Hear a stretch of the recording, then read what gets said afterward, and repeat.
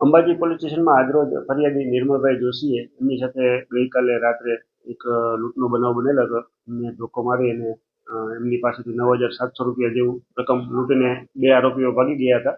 રાતના ડરના કારણે ફરિયાદ આપવા નહોતા આવ્યા. સવારે એમણે આવીને ફરિયાદ આપી એટલે ફરિયાદ દાખલ કરીને આરોપીઓ માટે તાત્કાલિક પોલીસ એક્શનમાં આવી અને આરોપીઓની બાતમી રાહે હકીકત મેળવી આરોપીઓને પકડી પાડી. બંને આરોપીઓ જંબેરા ગામના છે અને આરોપીઓને પકડી તાત્કાલિક આરોપીઓને જે બનાવ હતો એ બનાવ સ્થળે લઈ જઈ અને એ કબૂલાત આપતા હોય આ બનાવ બાબતે અને જગ્યા સામે ચાલી દેખાડતા હોય રિકન્સ્ટ્રક્શન પંચનામું કરવામાં આવેલું છે.